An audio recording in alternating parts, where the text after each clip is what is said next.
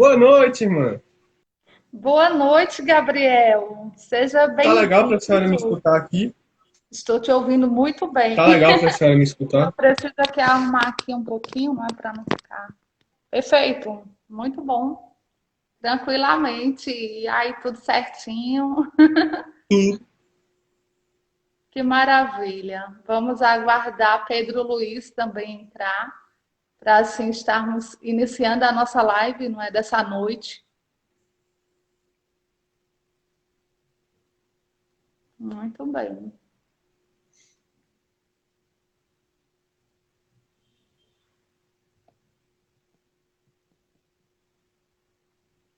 A iluminação tá boa aqui.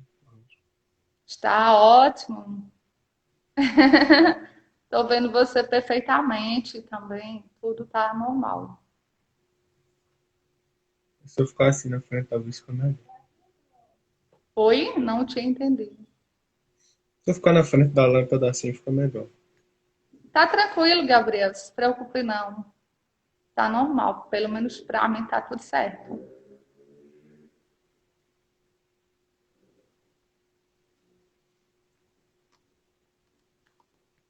que será que aconteceu com o Pedro? Olha aí, falou que não conseguiu entrar Oi? ainda. Ele falou aí no chat. Ele que falou? Sim. Pede para ele enviar a solicitação.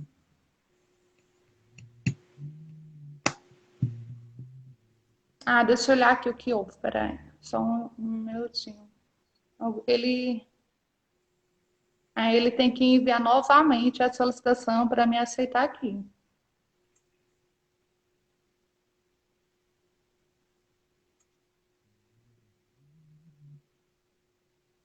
Deixa eu ver aqui.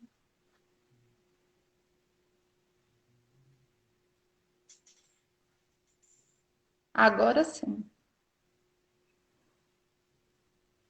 Creio que agora ele vai entrar normalmente.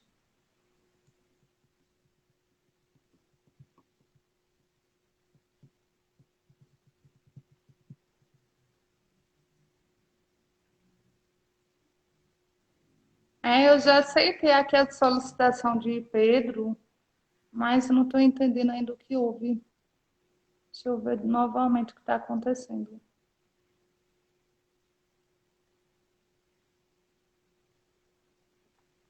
Queria que não dê nada errado. O teste foi tão Não, certinho. tá tudo normalzinho. E eu estou aqui colocando a citação sim para entrar com ele ao vivo.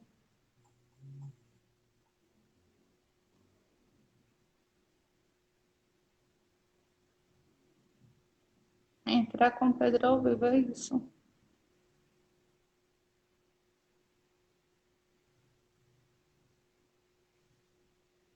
O que será que aconteceu? Deixa eu verificar aqui. Aê! Entrei. Até que fim! Meu Meu Deus. Eu disse, Deus do céu, o que está acontecendo? E eu aqui tentando, não é? Aceitando a solicitação e nada. Deus seja louvado. Eu, Amém. eu tentei aqui 4 vezes, porque eu já estava ficando desesperado que não estava querendo entrar. Deus é muito bom, Ele não nos decepciona. E é muito Pô, bom, não é? A gente ter esse susto, não é? As coisas assim, é ao vivo, então a gente passa, não é? Por essas inquietações de repente. Mas o bom é que deu certo. Estou vendo que tem algumas pessoas entrando na nossa live. Desde já, muito obrigada. A gente vai aguardar mais um pouquinho, não é? Enquanto mais alguém entra. Mas aqui eu já estava rezando, disse, meu Deus, o que está acontecendo, não é? Porque é, Gabriel entrou de imediato e ficou aí você tentando, e eu vendo, e eu tentando daqui te colocar, não é? Não, pelo amor de Deus, uhum. que bom. E você, como está? Tudo em paz? Graças a Deus, tudo em paz. E com a senhora? Eu estou bem sim. Amei o cenário de fundo. Oi? Amei o cenário de fundo. Ah, sim! Pois é diferente. É isso mesmo. Que bom estarmos, não é? Mesmo, não no mesmo espaço, mas ao mesmo tempo conectados, já que a nossa missão aqui é evangelizar, dar testemunho daquilo que nós fazemos, daquilo que nós acreditamos. E é com esse objetivo, não é, que maior, que nos une nessa noite. Com certeza, as nossas experiências trazidas e vividas têm muito a dizer para quem está nos acompanhando. E a gente só tem que agradecer a Deus. Eu sempre penso assim que Deus, não é? Ele é o único refúgio onde a gente pode confiar e acreditar. Sem isso, a gente se perde pelo caminho. E quando a gente não é, descobre que a nossa segurança está em Deus, e aí a gente pode caminhar mesmo com coragem. Não é? Mas assim, a gente já pode iniciar também esse momento, o meu cordial boa noite, não é? Tanto a você, Pedro, não é? Quero agradecer imensamente pelo convite feito por Gabriel para essa live de hoje à noite. Agradeço imensamente a Gabriel também por sua colaboração e contribuição na JMV. Na verdade, a JMV, ela é um momento de espiritualidade que nos permite sermos quem somos. E é por isso que as nossas iniciativas, elas devem sempre também visar o outro. Eu não posso ser apenas um ser individual, mas a gente precisa, sim, acreditar que juntos nós podemos muito mais e que nós não estamos sozinhos nessa longa caminhada que é a vida. Por isso a gente inicia esse momento de live invocando a presença do Espírito Santo. É Ele que nos une, é o Espírito Santo de Deus que santifica os nossos pensamentos, que santifica as nossas inspirações. Em nome do Pai, do Filho e do Espírito Santo. Amém. Vinde, Espírito Santo, enchei os corações de vossos fiéis e acendei neles o fogo de vosso amor. Enviai, Senhor, vosso Espírito e tudo será criado e renovareis a face da terra. Que o Espírito Santo nesta noite nos capacite, nos ilumine para tudo aquilo que nós formos partilhar com as pessoas que estão nesta live, também possa ajudá-las a se inserir nessa sociedade, numa sociedade que cada vez mais precisa e exige de cada um de nós, mas cada um de nós fazemos o nosso devido papel. E é por isso que nós estamos aqui. Que a graça de Deus, ela permaneça conosco. Ave Maria, cheia de graça, o Senhor é convosco. Bendita sois vós entre as mulheres, e bendito é o fruto do vosso ventre, Jesus. Santa Maria, Mãe de Deus, rogai por nós, pecadores, agora e na hora de nossa morte. Amém.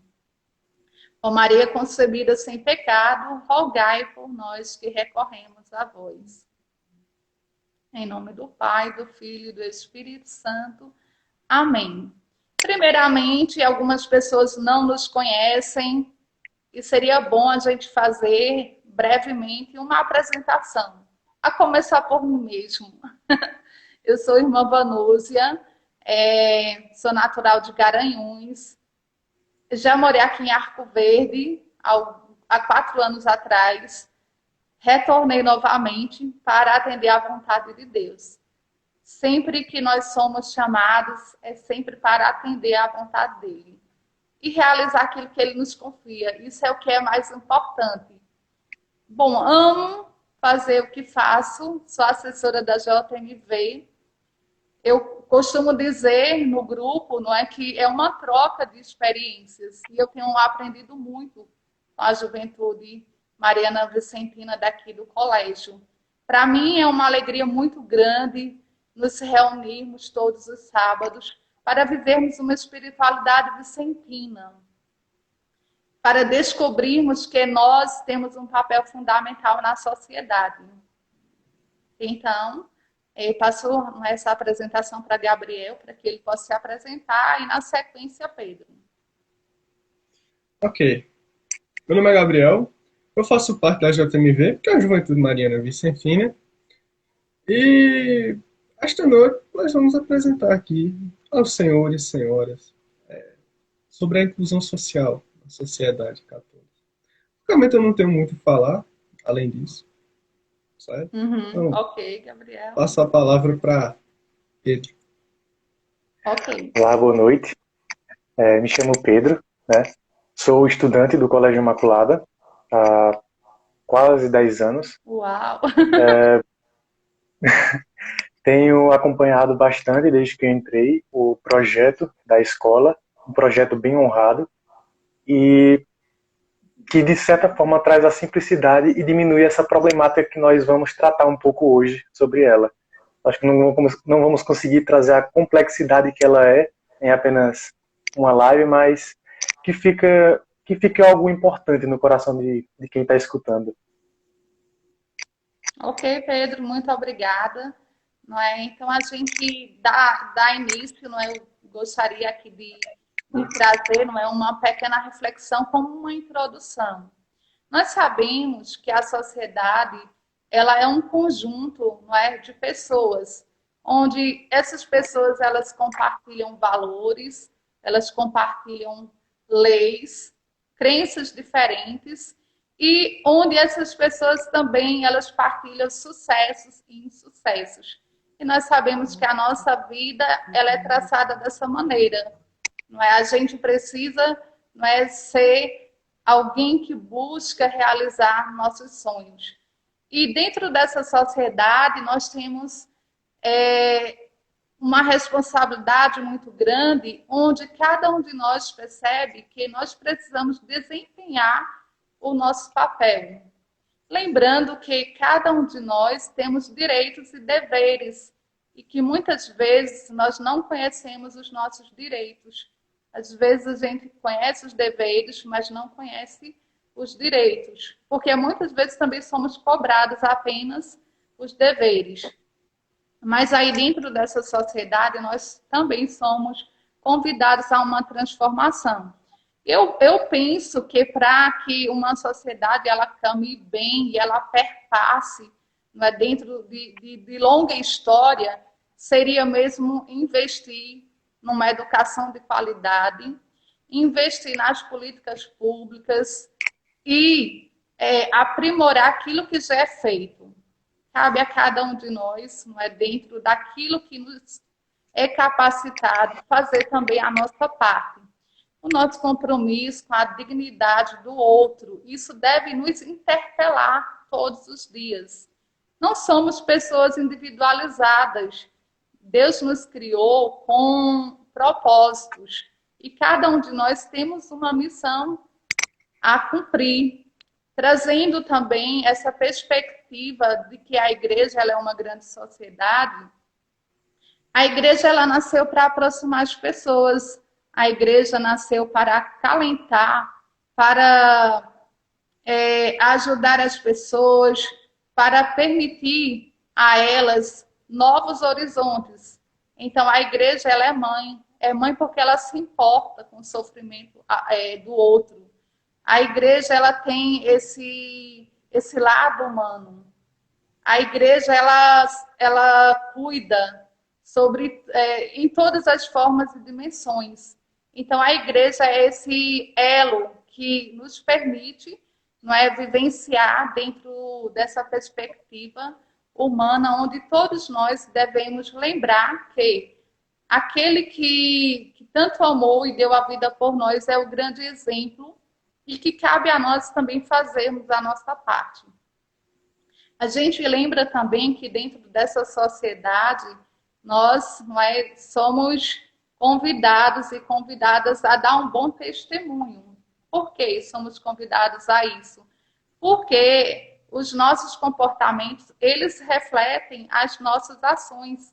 Ou seja, os nossos comportamentos padrões, não é?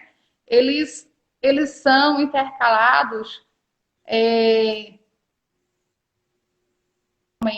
onde dentro da sociedade ninguém é individual. Então, tudo aquilo que eu faço não é de forma coletiva. Por isso que exige de mim essa responsabilidade, essa integridade de fazer sempre o melhor. Quando a gente olha para essa igreja, não é uma igreja servidora, uma igreja que acolhe. E a gente olha para a pessoa de Jesus, ele que é o grande mestre em incluir as pessoas excluídas da sociedade. A gente pode dar vários exemplos, e aqui eu trouxe alguns, não é? Que se encontram nos textos bíblicos, como a mulher adúltera, os 10 leprosos, o cego de nascença e a cura dos doentes. A gente percebe que essas pessoas, elas eram muitas vezes excluídas da sociedade. E Jesus reintegra essas pessoas. Jesus dá condições de uma nova vida. E a gente percebe na pessoa de Jesus que ele, como um justo juiz, aquele que conhece as leis, mas que a lei não está acima de tudo. Não é? O amor é uma síntese dessa lei. Então, nós, como pessoas, como humanos, a gente precisa ter esse cuidado, não é? de estarmos em sociedade e lembrar que eu não estou sozinha, que eu faço parte de um todo. E que a minha missão também é de contribuir pela uma sociedade mais justa, mais fraterna e mais humana. E a gente sabe também que com as situações de pobrezas, né, pelo próprio caráter, muitas pessoas elas terminam se afastando dessa sociedade que devia ser mais acolhedora. Muitas pessoas elas não se sentem inseridas.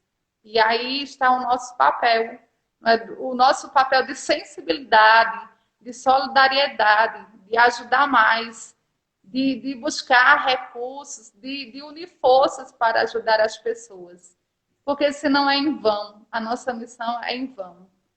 E trazendo, ou seja, o complemento, eu vou pedir para Pedro dar continuidade e a gente vai dialogando dentro desse, digamos, um debate.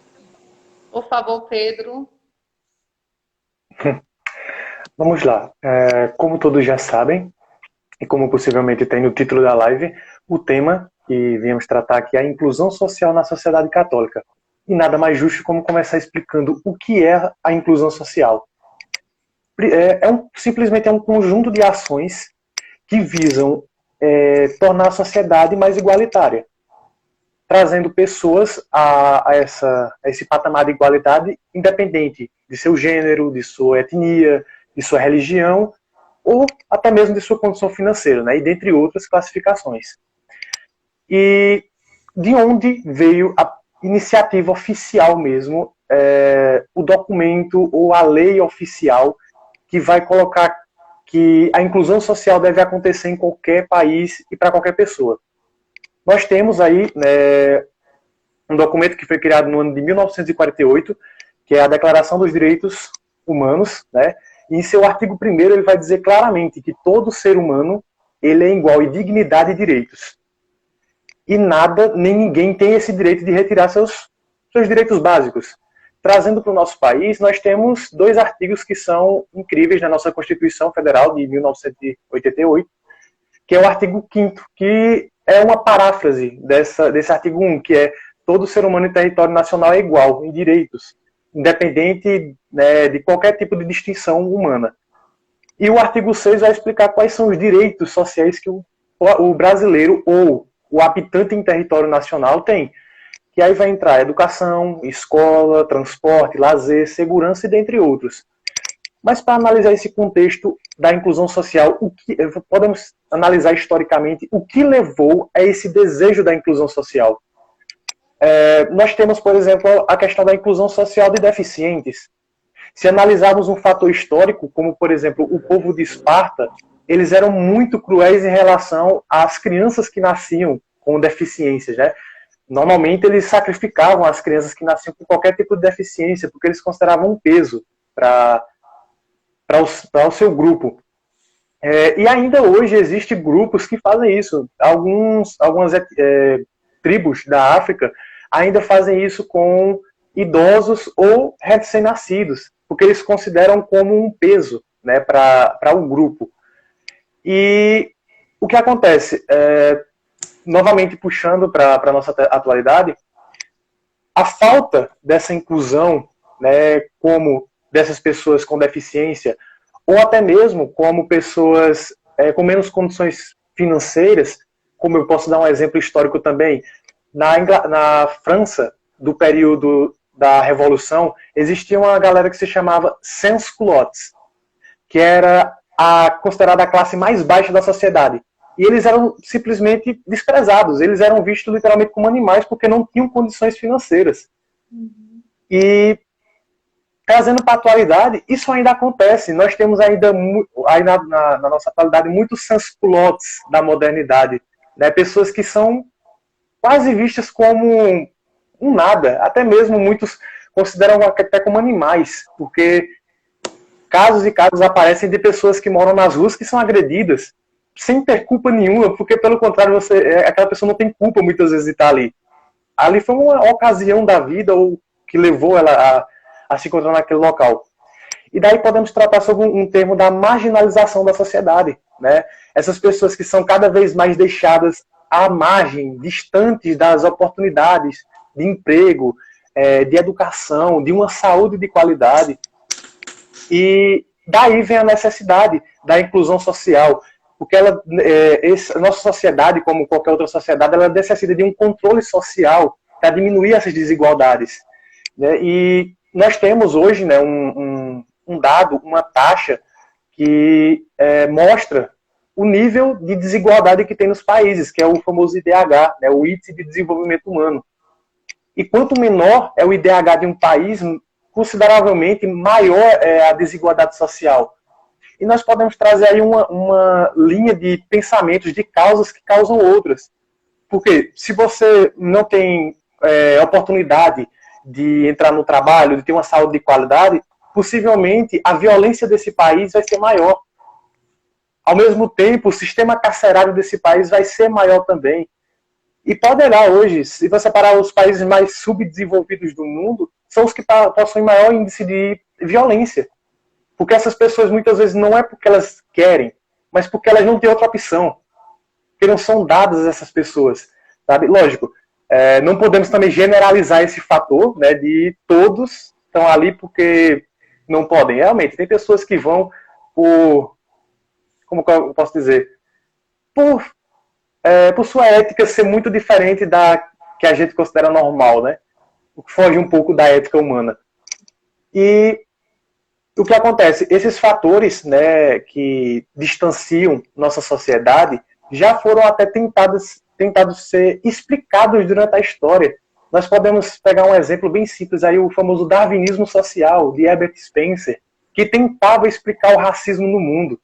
Ele dizia que, por as sociedades europeias serem mais desenvolvidas, elas deveriam e, logicamente, iam explorar as sociedades menos desenvolvidas, porque isso era um fato natural. Uma sociedade que é mais desenvolvida tem que se sobressair sobre as outras. Só que isso é desumano. Isso aí foi uma tentativa de tentar minimizar o que os países europeus daquele século, né, século XIX, final do século XIX, início do século XX, estavam fazendo com países da África, estavam fazendo com a gente aqui no Brasil, né? E o que acontece? Como eu cheguei a comentar, quando se falta oportunidade para o ser humano, ele tende a buscar um novo meio para fazer isso. Isso se demonstra em diversas rebeliões, revoluções, guerras ou batalhas durante a história da humanidade. Nós podemos pegar aqui uma batalha aqui que aconteceu aqui no Brasil mesmo, que foi a famosa revolta da Chibata, que eram marinheiros negros que sofriam diversas agressões na Marinha Brasileira. E só para lembrar, ela foi em 1910, a escravidão foi abolida em 1888, mas ela continuava ainda em certos pontos da sociedade. E lembrando que o negro não foi aderido na sociedade, ele apenas, entre aspas, se tornou livre. mas ele continuou preso aos às velhas sociedades patriarcais daquele tempo. E, abrangendo isso tudo, eu já trago, né, aqui automaticamente as consequências da falta da inclusão social, né? Violência, falta de segurança para as pessoas, morte por fatores considerados evitáveis, como a mortalidade infantil, né, que muita criança morre por falta de comida, por falta de auxílio à saúde.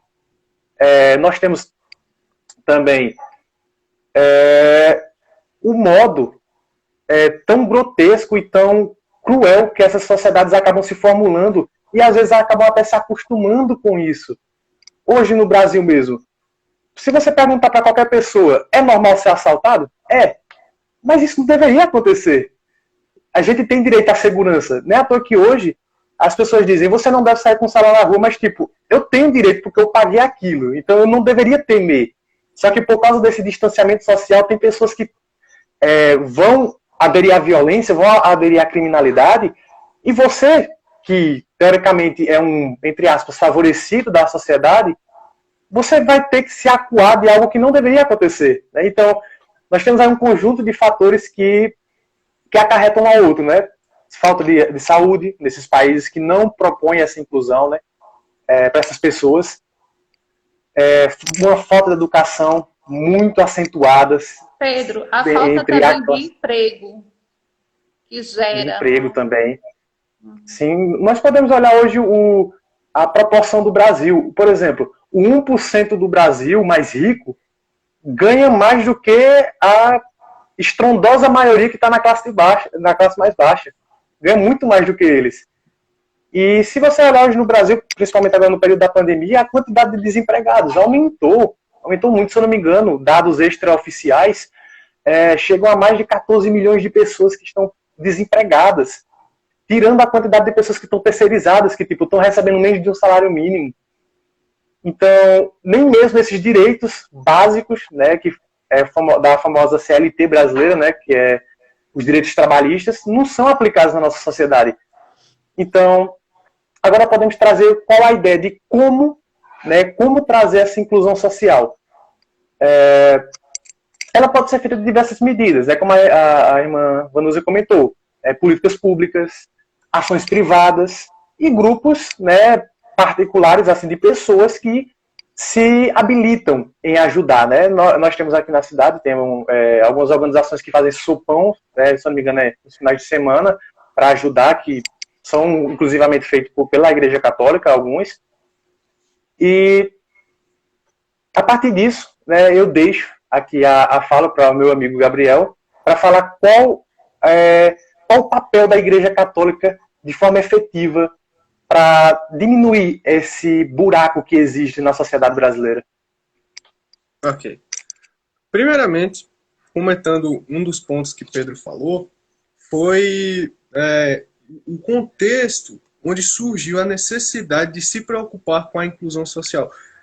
Essa ideia, ela nasceu na Revolução Industrial. Porque a Revolução Industrial, ela mudou as formas da sociedade. Foi quando o capitalismo ascendeu e as pessoas focaram no trabalho, no dinheiro, isso aí. E a partir disso foi que surgiram os sociólogos, que eles começaram a estudar os comportamentos sociais, a estudar o que acontecia nas sociedades, porque as relações humanas elas vêm se desenvolvendo com o tempo, elas vêm se complicando, evoluindo. Essa é a melhor palavra. Nesses sociólogos surgiu um chamado Émile Durkheim. Émile Durkheim, ele tem uma obra chamada O Suicídio, onde ele vai relatar ali que os problemas sociais, eles vão se perpetuar numa sociedade que não tem uma inclusão social, que não se preocupa em trazer os seus membros para se sentirem agregados no meio social.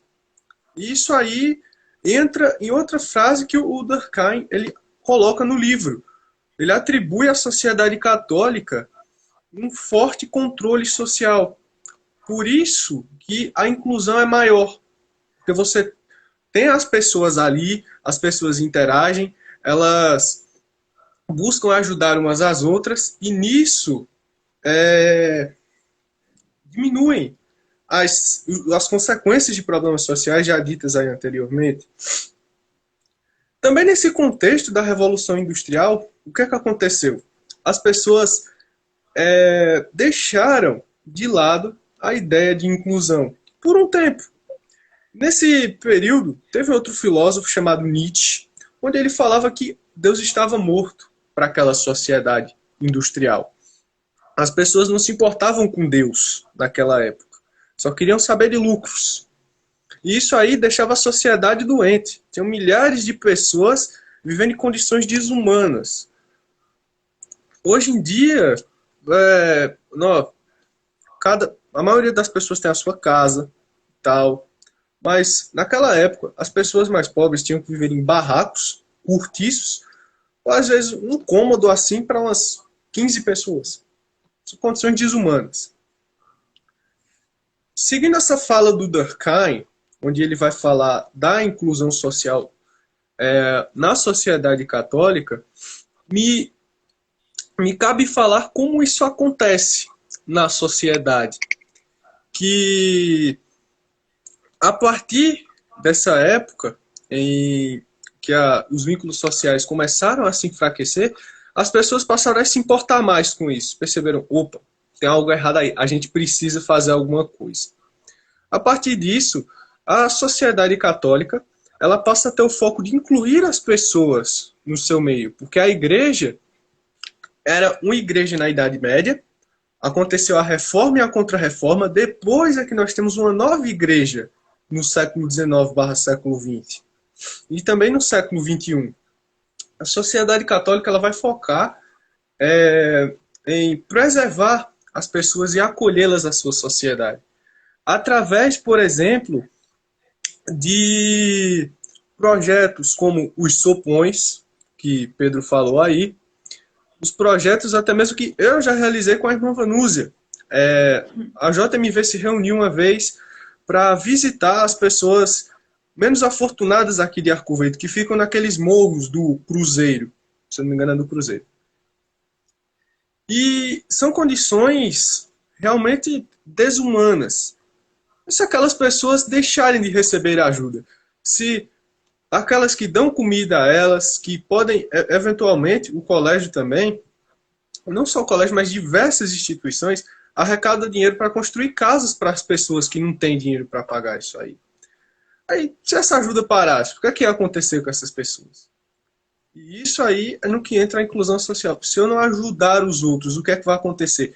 Nisso entra uma citação que eu gostaria de dizer aqui, em Romanos, capítulo 15, versículo 7, onde Jesus vai falar: portanto, aceitem-se uns aos outros, da mesma forma com que Cristo os aceitou, a fim de que vocês glorifiquem a Deus.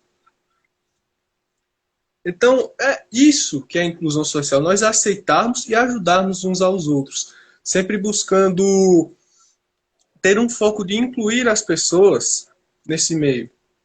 Agora, eu gostaria de passar a palavra aí para a irmã, porque ela tem muito mais propriedade para falar sobre as formas como se dão essas inclusões sociais, porque ela vive isso, ela trabalha com isso. E isso move as filhas da caridade, esse objetivo em ajudar o próximo. Até em seu meio histórico. Por isso, irmã, a palavra é da senhora. Assim, nós vivenciamos e acompanhamos alguns projetos sociais. Primeiramente, nós somos herança de São Vicente de Paulo e de Santa Luísa de Marilac. Nós fazemos parte de uma associação internacional, onde entra a JMV, as Filhas da Caridade, a Congregação da Missão, que é os Padres Lazaristas, a SSVP, que é a Sociedade São Vicente de Paulo, a AMM, Associação da Medalha Milagrosa, entre outros centenas de ramos vicentinos que, a partir do carisma vicentino, cada um busca dar sua contribuição nesse espaço tão amplo que é a sociedade. É como que fosse um exemplo, uma colmeia de abelhas. Não é? Cada uma fazendo sua parte. Então, como nós, filhos da caridade, não é, quando o Gabriel falava nesses projetos, assim também como Pedro, e vocês conhecem tão bem, não é, a famosa gincana vicentina, que nos nossos colégios vicentinos a gente permite, não é, e traz esse conhecimento da vida de São Vicente de Paulo, onde vocês são motivados, não só no conhecimento, mas também são motivados a viver uma sensibilidade e também praticar a caridade. Quando a gente se torna solidário ao outro, a gente quer fazer alguma coisa. E um dos objetivos que tem a Gincana Vicentina do Colégio Imaculada Conceição, aqui de Arco Verde, é que sempre a arrecadação daquilo que se consegue é para a construção de casas de pessoas menos favorecidas de alguns bairros. Não é? Muitas casas já foram construídas com esses recursos, não é, que vocês mesmos conhecem tão bem. E além do mais, a gente no colégio, não é, a gente elabora alguns projetos também.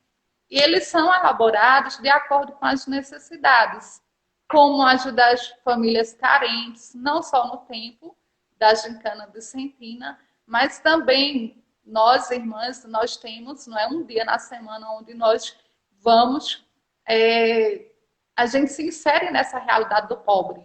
A gente faz nossas visitas, não é? A gente procura conhecer aquela realidade para transformá-la naquilo que a gente pode.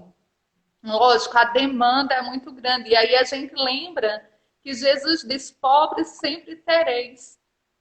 E quando Jesus diz isso, Jesus quer dizer que a pobreza ela existe, mas não porque as pessoas são menos boas, mas justamente porque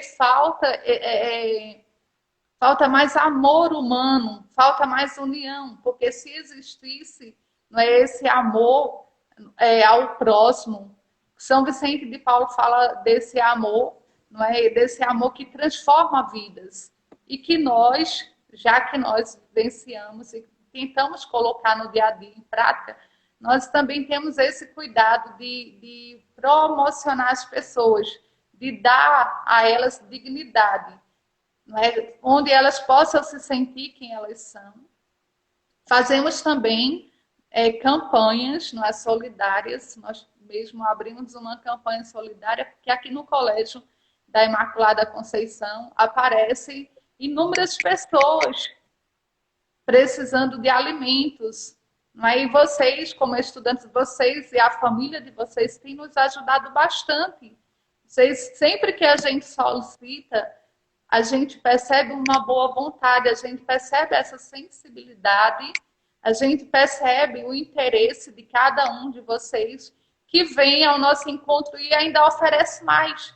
Diz, não, irmã, não só basta uma cesta básica, mas eu posso contribuir mais. Então, isso nos alegra. Isso é muito bonito, porque isso vai despertar e vai também fazer com que outras pessoas percebam e queiram fazer também. Porque o bem, ele é um testemunho. E quando a gente faz por amor e não por obrigação, com certeza a gente consegue atrair muitas pessoas. Quando a gente reflete sobre a vida de muitas pessoas que se destacaram, se a gente for nomear ou listar, a gente vai colocar inúmeras pessoas, não é, que têm esse compromisso mesmo com a sociedade de fazer o bem e de transformação. Porque às vezes a gente acha que simplesmente, não é, a gente falar bonito e não ter nenhuma atitude, isso não como é que se diz? É em vão. A gente realmente tem que arregaçar as mangas para ir mesmo para a luta, para cuidar de pessoas que precisam da gente. E é muito bonito, porque quando a gente se coloca nessa disposição, a gente percebe que o que nós fazemos, o mínimo, pode ser muito para aquele que nunca recebeu nada. E as pessoas, elas nos olham, não é assim que elas nos veem nas ruas, elas dizem, irmã, estou precisando de comida, irmã, eu estou precisando disso. E muitas vezes eles estão aqui, eu digo, vá lá no colégio. A gente sempre pode ajudar de alguma forma. E eu tenho muito compromisso de não deixar ninguém sair de mãos vazias. Porque a gente sabe que alguém que pede é porque está necessitada. Uma pessoa não vai se dirigir a mim ou a você simplesmente por pedir. Ela precisa de ajuda. E a gente está nesse mundo para fazer também o bem. Isso é o que deve acontecer. Essa é a mudança que deve acontecer. É a partir de mim e a partir de você. Então, cabe a cada um de nós termos esse cuidado e o dever de ajudar essas pessoas menos favorecidas, essas pessoas sofridas. E o nosso testemunho arrasta. A gente sabe disso. E, como a Sara comentou, né? Por mais que às vezes a gente pense, tem tanta gente passando fome no mundo. Mas imagina, se eu ajudar uma única, já não é uma pessoa a menos? É verdade. Eu até lembro de uma história bem interessante de um senhor sábio, né, vívido, estava passando à beira da praia e viu uma criança jogando, pegando algumas estrelas do mar e jogando de volta para o mar. E ele perguntou, por que por que você está fazendo isso? E ele disse, é porque eu aprendi na escola e as ondas trazem essas estrelinhas aqui para a praia e elas morrem, né, com o sol que ressecam elas. E eu estou jogando elas de volta para o mar, né? E o Senhor fala, mas existem milhões ou até bilhões de estrelas na praia, na água. Ele disse, Ele se abaixou, pegou uma, diga isso para essa daqui, e jogou de volta. Então, por mais que aquela ação aos olhos humanos seja pequena, mas para Deus vale alguma coisa muito grande. Principalmente se você faz aquilo com boa vontade, né? Acho que é Santo Agostinho que fala, né? Que se você tiver de fazer algo, faça por amor. E com amor. Porque senão é uma ação inválida, não vale nada. E eu posso até trazer aqui uma frase de Paulo Freire, né? Um grande educador brasileiro, que ele vai falar que a inclusão acontece quando você aprende com as diferenças e não com as igualdades. Né? Quando você passa a ver que nas diferenças, sim, que tem algo para você aprender, não nas igualdades.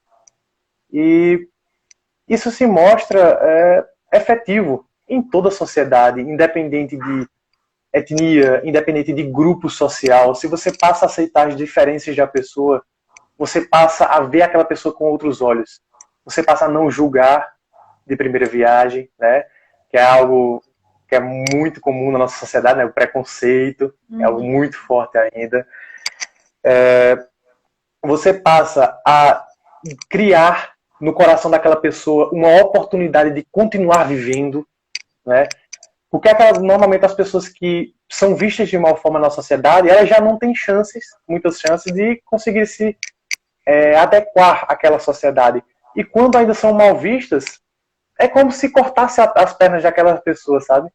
Então, quando você passa a ver o próximo, não apenas por uma coisa que você considera desigual para você, mas pelo caráter daquela pessoa, ou até mesmo é um ser humano como eu.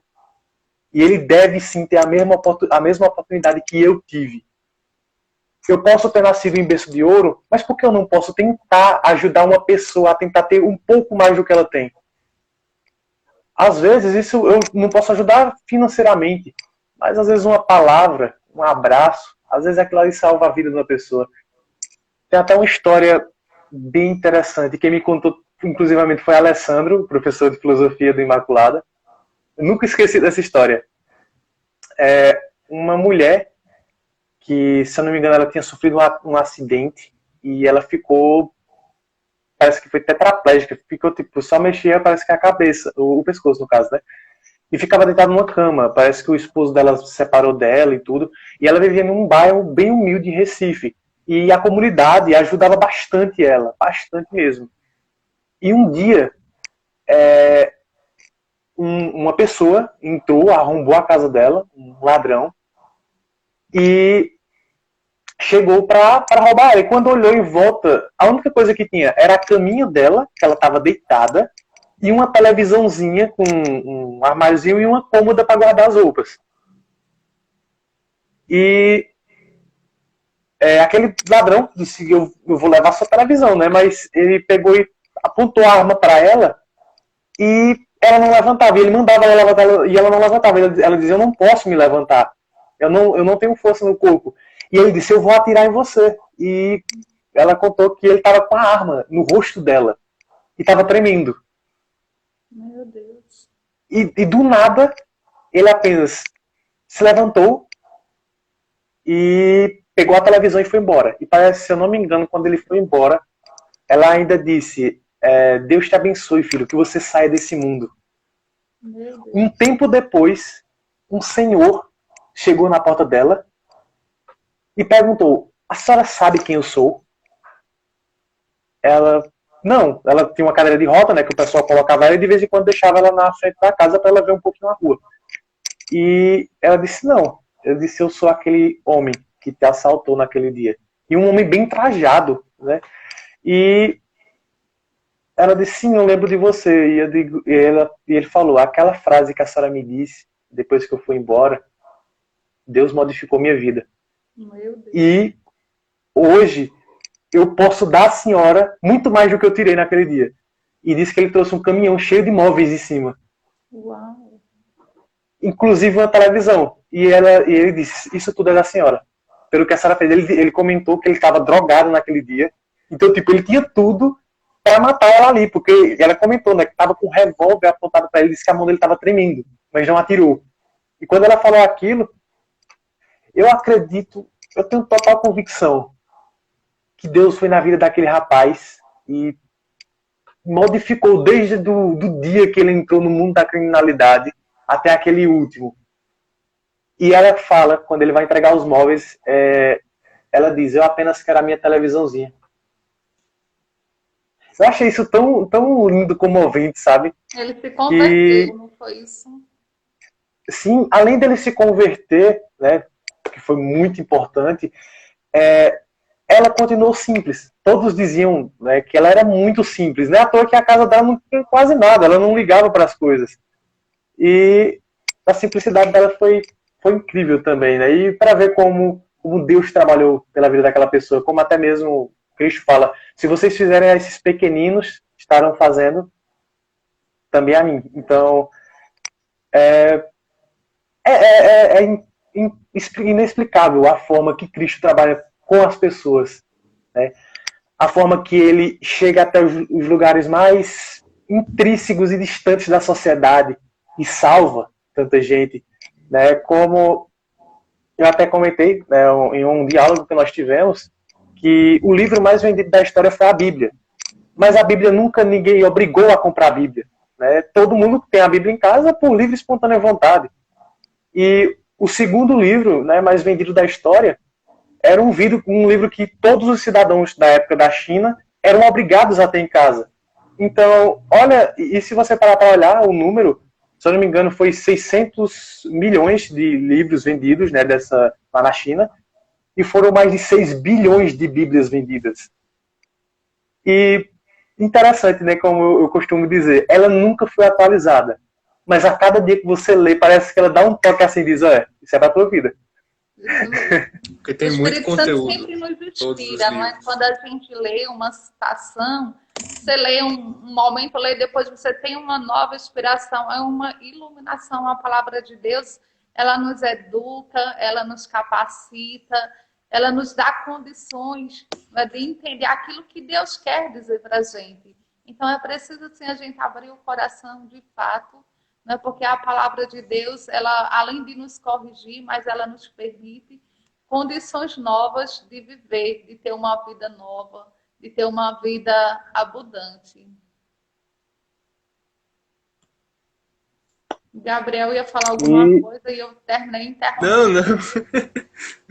Não. Nada demais. Mas aproveitando aí, comparando aquela história da estrela, se a gente pega, por exemplo, as pessoas que sentem fome.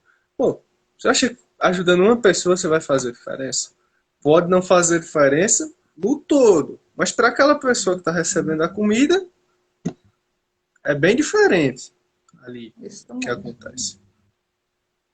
Para aquela pessoa, aquilo é muito importante, porque tudo é relativo,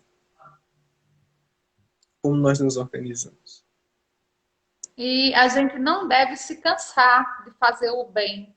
E é interessante quando você se coloca nessa disposição de ajudar alguém, aí é que aparecem mais pessoas solicitando sua ajuda, não é? E de repente você já tem uma família, não é? Não, eu digo uma família única, mas uma família de inúmeros de pessoas que lhe procura, que abre o coração, que confia a você, que se sente acolhido, que lhe procura, que diz assim, eu sei que eu posso confiar em você.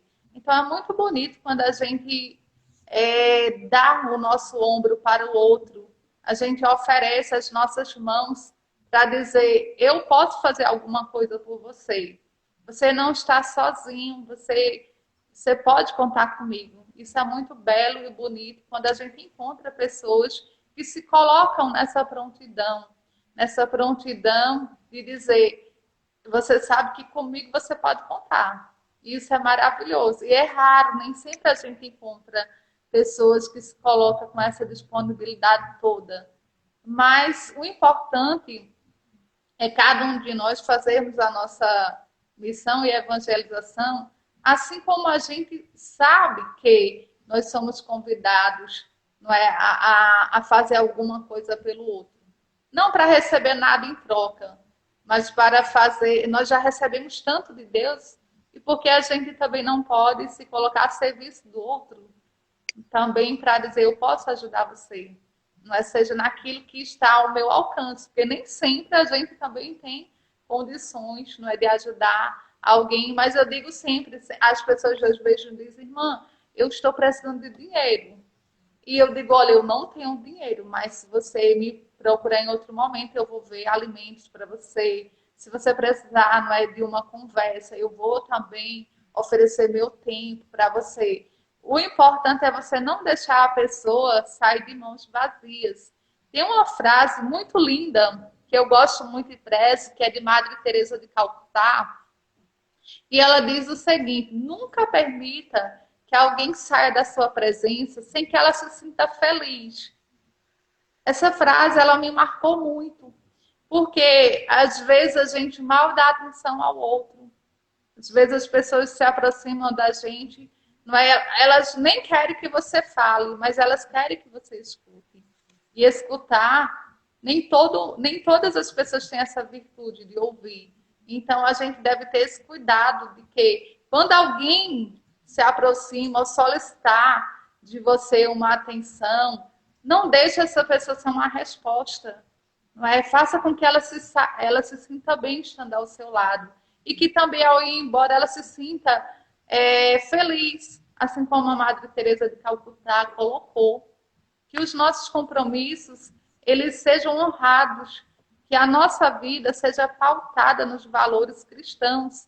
É isso que a gente deve fazer e é isso que a gente deve ensinar às pessoas que necessitam de um olhar de misericórdia, de uma atitude mais concreta. E assim a gente vai ajudando umas às outras. Claro, eu não tenho como ajudar todo mundo, não é? Mas se você ajuda uma pessoa, você faz a diferença. Como vocês também já pontuaram aí.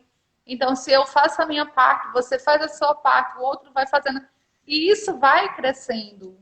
Mas se cada um se acomodar no seu lugar, infelizmente, a gente deixa de ajudar quem precisa. Eu só vou pedir para alguém dar uma olhadinha aí na hora, não é? Para ver se a gente. Não, acho que ainda falta 5 minutos, se eu não me engano. Mas eu não sei se o Instagram ele não para a live com uma hora, não. Pode seguir em frente. Essa parte aqui que está no final, queria deixar essa parte destinada ao público que está assistindo a gente aí. Se vocês tiverem alguma dúvida, alguma pergunta que queiram fazer, nós vamos tentar responder aqui, certo? Compartilhem e participem também. Isso é importante. Eu vejo aí o pessoal comentando no chat, dando os coraçõezinhos. E algo interessante enquanto o pessoal faz a pergunta, não sei se já mandaram alguma. Meu Deus, quantos comentários, eu não tinha nem visto que tinha tantos. Algo interessante, eu me lembrei agora de um senhor, eu não lembro o nome dele, nem de onde ele é, mas ele é considerado a pessoa, né, oficialmente que mais leu a Bíblia até hoje. Ele já leu mais de 60 vezes a Bíblia inteira. E ele comenta, até hoje, todas as vezes que eu leio mais uma vez a Bíblia, eu me impressiono mais uma vez com ela. Ele disse que já leu diversos livros várias vezes, livros tão complexos e extensos quanto a Bíblia, mas ele disse que não consegue ficar pasmo com um único livro tantas vezes. E como às vezes as pessoas se perguntam como eu posso seguir tudo aquilo que está escrito na Bíblia? Porque é muita coisa. É muita. Às vezes a pessoa se prende e fica até com medo. Como é que eu vou seguir isso tudo? Siga apenas uma coisa. Isso é um conselho bem simples. Cristo resumiu em poucas palavras: amar a Deus acima de todas as coisas e amar ao próximo como a si mesmo. Se você fizer isso, né?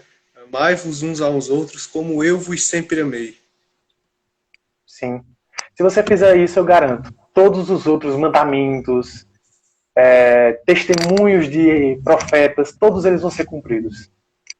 Porque todos eles seguiram essa lei sem ao menos nem saber que ela existiria um dia. Né?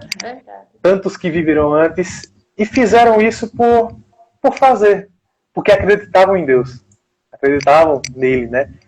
E por simples acreditar e por receber o amor dele, né? Como todos nós recebemos, mas nem todos nós percebemos isso, né? Lembrar que às vezes nós seres humanos se fazemos de cego, com aquela velha indagação que as pessoas fazem. Estou sofrendo, Deus não está vendo isso. Mas eu gosto de uma simples frase, que é: Deus não ajuda quando a gente pede, mas quando a gente realmente precisa. Perfeito. E até mesmo porque quando a gente pede, ele já sabe quais são as nossas necessidades. E a gente se aproximar de Deus como alguém que se coloca numa virtude de humildade. Porque o nosso diálogo com Deus ele deve ser um diálogo muito transparente. Embora ele já sabe quais são as nossas necessidades, mas a gente coloca tudo para ele. E assim, ele é o nosso refúgio, ele é o nosso tudo. É a quem nós confiamos a nossa vida, a quem nós agradecemos todos os dias por todo o amor, por todas as bênçãos, por todos os cuidados, por cada um de nós. E foi ele que nos deu o sopro da vida. E ele que continua também nos dando o sopro da vida. E tudo que nós temos, claro que vem de Deus. A gente não move nada se não for com a permissão de Deus. E é algo assim sublime quando a gente para refletir a vida. Cada um com a sua personalidade, cada um com o seu caráter, e todos nós somos filhos de um único Deus. Isso é que é mais bonito.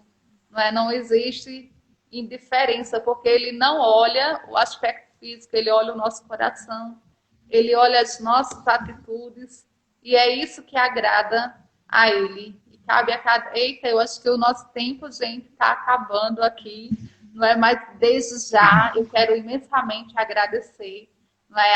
a Pedro, Luiz, agradecer a Gabriel, meu muito obrigada, agradecer a vocês que estão aí fidelíssimos, não é? Nos acompanhando, muito obrigada, que Deus nos abençoe.